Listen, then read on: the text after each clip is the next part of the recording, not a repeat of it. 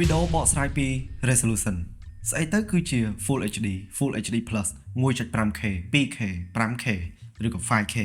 ហើយមាន Ultra Wide ទៀតអញ្ចឹងនេះគឺជាវីដេអូដែលខ្ញុំត្រូវពន្យល់និងបកស្រាយឲ្យបានអស់ដើម្បីឲ្យអ្នកទាំងគ្នាឈប់យល់ច្រឡំពាក្យទាំងអស់នេះគឺមួយចំនួនធំប្រើប្រាស់នៅក្នុងផ្នែក marketing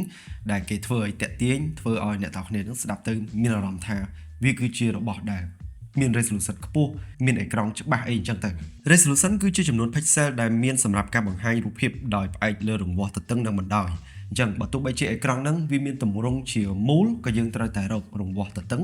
និងបណ្ដោយដែរសល់ផ្នែកផ្សេងទៀតគឺយើងកាត់ចោលត្រូវតែមានទទឹងនិងបណ្ដោយខ្ញុំលើកអេក្រង់មូលយកមកបង្ហាញជាឧទាហរណ៍នេះក៏ដោយសារចង់បញ្ជាក់អ្នកទាំងគ្នាថាការដែលយើងគិតពីទទឹងនិងបណ្ដោយយើងមិនអាចនិយាយបានថាវាគឺជារង្វាស់ដូចទៅនឹង megapixel ដែលជាទំហំ sensor ទេទំហំ sensor គឺគេយកទទឹងក៏នឹងបណ្ដោយបានប្រមាណវាគឺជាទំហំ pixel សម្រាប់ sensor ក៏ប៉ុន្តែសម្រាប់អេក្រង់វិញយើងមិនអាចប្រើការដែលគុណបែបហ្នឹងទៅជាទំហំ resolution បានទេអញ្ចឹងឧទាហរណ៍ថា sensor គឺមានទំហំទទឹងនិងបណ្ដោយ 3000 គុណនឹង 4000 pixel សរុបទៅវាស្មើនឹង12លាន pixel គេហៅថា12 megapixel ប៉ុន្តែបើសិនជាអេក្រង់វិញបណ្ដោយនឹងទទឹង3ទៅ4000គុណទៅ12លានដូចគ្នាក៏ប៉ុន្តែគេមិនហៅថាជាប្រភេទអេក្រង់12លាន pixel ឬក៏12m megapixel ទេអូខេឥឡូវនេះខ្ញុំនឹងបង្ហាញតារាងមួយដែលអ្នកទាំងគ្នានឹងឃើញឈ្មោះ resolution សម្រាប់ការដែលគេហៅផ្ដោតទៅលើផ្នែកវីដេអូ 240p ហ្នឹងគឺ426គុណនឹង240 pixel 360p គឺ640 pixel គុណនឹង360 pixel ពីរនេះគឺ resolution ទាបគេហៅថា low resolution ឬក៏ entry level អីចឹងទៅឡើងមកបន្តិចទៀតគឺអ្នកទាំងគ្នាស្គាល់ហើយ 480p 700p និង 1080p ដែល 1080p គឺជា resolution ពេញនិយមនៅក្នុងសម័យកាលចាប់ពីឆ្នាំ2000ឡើងមកអាហ្នឹងគឺលក្ខណៈគេហៅថា Full HD 1440p នេះគឺជា resolution មួយដែលរៀងពិបាកបន្តិចត្រង់ថាយើងអាចហៅវា 1440p ក៏បាន 2K ក៏បានឬក៏មួយទៀត Quad HD អញ្ចឹងគឺមាន3បន្តមកទៀតគឺ 4K ដែលយើងអាចហៅថា 2160p ប៉ុន្តែកម្រមានអ្នកហៅមែនទែនឬក៏មួយទៀតគេហៅថា Ultra HD ចុងក្រោយគេគឺ 4320p ដែលយើងហៅថា 8K អានេះគឺ resolution របស់វា7680 pixel គុណនឹង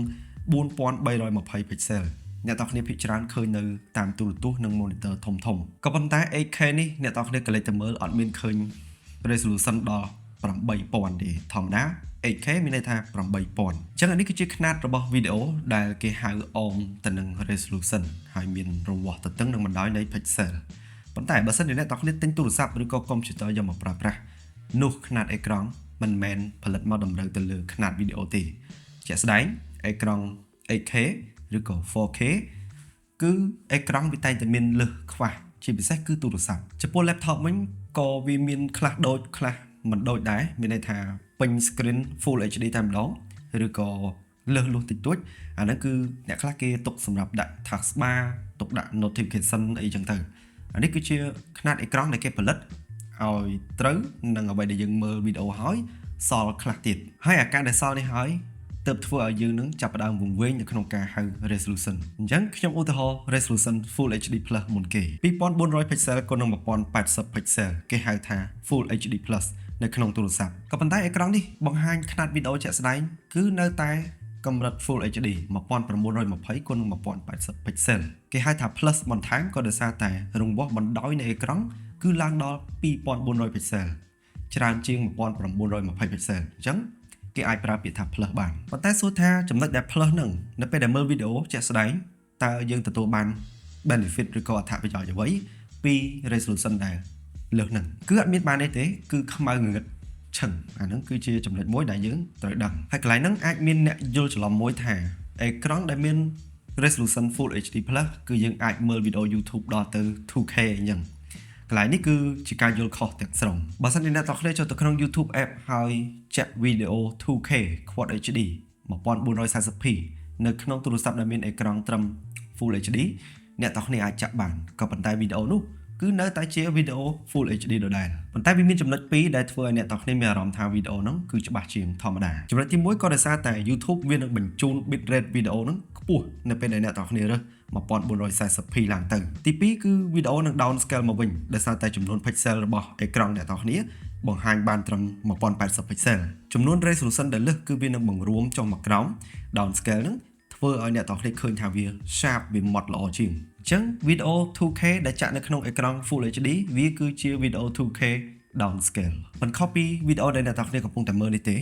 វីដេអូនេះគឺខ្ញុំថតចេញពីកាមេរ៉ា Sony ដែលប្រើ sensor ទំហំ 6K គឺវា down scale ចុះមកកាន់ 4K ទើបធ្វើឲ្យវីដេអូហ្នឹង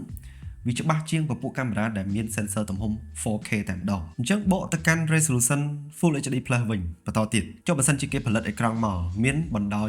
2400 pixel គុណនឹងទទឹង 1240 pixel ម្ដងតើអាហ្នឹងគេហៅថាម៉េចវិញបើទោះបីជាទទឹងអេក្រង់លើស 1080p ហើយបណ្ដោយអេក្រង់លើស 1920p ក៏នៅតែជាអេក្រង់ Full HD ដែរបើសិនជាទាំងទទឹងនិងបណ្ដោយនេះគឺវាមិនអាចឆ្លងទៅដល់ 2K resolution 2K 2560 pixel គុណនឹង 1440 pixel អញ្ចឹងបើសិនជាគេផលិតអេក្រង់លក្ខណៈថា 2400 pixel វាអត់ទាន់ដល់បណ្ដោយអេក្រង់ 2K ទេ1240 pixel ខ្នាតទទឹងក៏វាអត់ទាន់ដល់1440 pixel របស់ 2K ដែរបើសិនជាគេដាក់2400 pixel គុណនឹង1440 pixel វាចូលខ្នាត 2K មួយផ្នែកក៏ប៉ុន្តែមួយផ្នែកទៀតគឺអត់តន់ដល់ទេអញ្ចឹងក៏វានៅតែជាប្រភេទអេក្រង់ Full HD វាអត់តន់ឡើងទៅដល់ 2K ទេដោយអេក្រង់ Samsung Galaxy S25 Ultra ដែលវាមាន resolution 1440p ក៏នឹង 3120p អញ្ចឹងបើសិនជាអ្នកទាំងគ្នាចង់ដឹងថាអេក្រង់ហ្នឹងគឺជាខ្នាតអេក្រង់អ្វីឲ្យប្រកបគឺអ្នកទាំងគ្នាក៏លេចទៅមើល resolution ដែលទាបជាងគេបំផុតតើវាចូលទៅក្នុងតារាង resolution មួយណា 1440p គឺវាចូលទៅក្នុង resolution 2K ហើយបន្តមកទៀតគឺយើងទៅមើលមួយផ្នែកទៀតថាតើវាចូលទៅក្នុងតារាងមួយណា 3120p វាអត់តន់ចូលទៅក្នុងតារាង resolution ណាទៀតទេគ្រាន់តែវាមានលើស 2K លើស 2560p អញ្ចឹងអានេះគឺជាចំណុចដែលយើងត្រូវកាត់ចោលយើងហៅត្រឹមតែខ្នាតដែលមាននៅក្នុងតារាងហ្នឹងហើយសំណួរបន្ទាប់សួរថាចុះបើសិនជា S25 Ultra ឧទាហរណ៍អញ្ចឹងអេក្រង់របស់វាគឺគេហៅ Quad HD Plus នៅក្នុងភាសាដែលគេនិយាយពេលធ្វើវីដេអូអីជាដើមតែហេតុអីបានជាគេមិនហៅដូចជាខ្ញុំឧទាហរណ៍ថាហៅជាលក្ខណៈ 2K ឬក៏ Quad HD ធម្មតាដូចខ្ញុំបញ្ជាក់ពីខាងដើមអញ្ចឹងនេះគឺជាពាក្យដែលគេហៅតាមផ្នែក marketing វាមិនមែនខុសទេខ្ញុំសូមបញ្ជាក់ថាការហៅនេះគឺមិនមែនខុសទេខ្ញុំក៏ហៅតាមគេដែរជាប្រភេទអេក្រង់ resolution អីគឺយើងត្រូវនិយាយតាមគេក៏ប៉ុន្តែវីដេអូនេះមិនមែនឲ្យអ្នកទាំងគ្នាទៅប្រកែកជាមួយនរណាទេការដែលខ្ញុំផលិតវីដេអូនេះគឺខ្ញុំចង់ឲ្យអ្នកទាំងគ្នាយល់បំផុតយល់ជ្រៅបំផុតទៅលើការដែលមើលអេក្រង់កុំព្យូទ័រទូរស័ព្ទអីផ្សេងៗហ្នឹងឲ្យដឹងថាតើអេក្រង់មួយណាវាបង្ហាញកម្រិតវីដេអូកម្រិតរូបភាពបានប្រមាណអ្វីដែលគេហៅយើងអាចហៅតាមគេក៏បានយើងមិនហៅតាមគេក៏បានដោយរាល់ដងខ្ញុំ review ទូរស័ព្ទ laptop monitor អីជាដើមក៏ខ្ញុំនិយាយដែរ Full HD Full HD Plus ក៏ប៉ុន្តែបន្ទាប់ពីវីដេអូនេះទៅអ្នកទាំងគ្នាប្រកាសជាលែងខ្វល់ហើយថាខ្ញុំហៅអីក៏មិនសំខាន់ថាតើ resolution របស់វាទទឹងនឹងបណ្ដោយហ្នឹងចូលទៅក្នុងខ្នាតមួយណានៃប្រភេទវីដេអូដូចមាន monitor មួយដែលមានខ្នាតរាងវែងគឺ Samsung Odyssey OLED G9 នោះគឺបណ្ដោយចូលទៅដល់ 5K ក៏ប៉ុន្តែទទឹងមានត្រឹម 1440p ទេអញ្ចឹងសួរថានោះគឺជា monitor 5K យើងអាចហៅថាវាគឺជា monitor 5K ក៏ប៉ុន្តែយើងត្រូវច្បាស់ខ្លួនឯងថាវីដេអូដែលមាននៅក្នុង monitor OLED G9 มันអាចបង្ហាញដល់ 5K ទេក៏ព្រោះតែខ្នាតវីដេអូ 5K គឺមានកម្ពស់ឬក៏ទទឹងវីដេអូហ្នឹងវាវែងជាង 1440p monitor មានត្រឹម 1440p អញ្ចឹងបើសិនជាបង្ហាញទៅគឺវានឹងដាច់ហើយរឿងទូរស័ព្ទអត់ទាន់ងាយស្រួលដល់ថ្នាក់ហ្នឹងទេនៅមាន resolution ទូរស័ព្ទមួយទៀតដែលអាចនិយាយបានថាជាការហៅ marketing មេវគ្គបញ្ចប់តែម្ដងនោះគឺ 1.5K អាហ្នឹងទៅគេហៅថាវេទនាមែនតើដែល resolution នេះគឺ 1224 pixel លើស 1080 បន្តិចហើយបណ្ដោយរបស់វាគឺ 2720 pixel ហើយវាលើស Quad HD បន្តិចតែយើងគួរហៅថាម៉េចការដែលហៅ 1.5K ហ្នឹងខ្ញុំមិនដឹងថាគេយកស្អីមកវាស់ទៅជា 1.5K ទេដោយសារតែទាំងទទឹងនិងបណ្ដោយអត់មាន resolution ណាមួយដែលវាឡើងដល់ 1.5K ទេ 1.5K មានន័យថា 1500 1K ហ្នឹងគឺ1គីឡូអញ្ចឹងបើទោះបីជា2720គុណនឹង1224យ៉ាងណាក៏ដោយក៏វានៅតែជាប្រភេទអេក្រង់ Full HD ដដែលគ្រាន់តែថាអ្វីៗគឺវាសល់រៀងច្រើនអូខេអញ្ចឹងជារួមមកការដែលយើងស្គាល់ពីអេក្រង់យើងមិនចាំបាច់ចាំថាវាជាអេក្រង់ប្រហែល K ទេនៅក្នុងទូរស័ព្ទនៅក្នុង laptop អីគឺ laptop ងាយស្រួលទេ laptop គឺខ្នាតត្រូវជាមួយវីដេអូច្រើនយ៉ាងច្រើនលើសតឹងឬក៏កម្ពស់អេក្រង់ហ្នឹងតិចតួចក៏ប៉ុន្តែទូរស័ព្ទគឺវាមាន resolution ហ្នឹងរៀងច្របូកច្របល់ហើយសូមចាក់មួយទៀតថានៅក្នុងវីដេអូនេះគឺខ្ញុំអត់ចង់ឲ្យអ្នកទាំងគ្នាទៅឆ្លុះប្រកែកជាមួយអ្នកដទៃអំពីដែលការហៅ resolution ខុសគ្នាទេគ្រាន់តែចង់ឲ្យអ្នកទាំងគ្នាច្បាស់មួយថាពេលដែលគេហៅអេក្រង់ Full HD+ ក៏មិនមែនមានន័យថាអេក្រង់នោះបង្ហាញវីដេអូ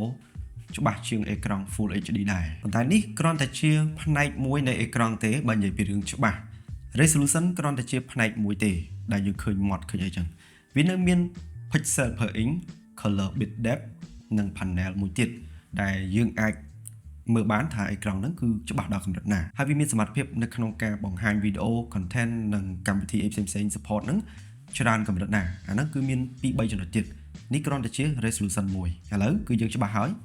កុំយល់ច្រឡំបន្តទៀតអូខេអញ្ចឹងនេះគឺជាវីដេអូបកស្រាយពី resolution ប្លែកៗនៅក្នុងទូរស័ព្ទ monitor និងឧបករណ៍ច្រើនទៀតអរគុណជួបជាមួយខ្ញុំនៅវីដេអូបន្ត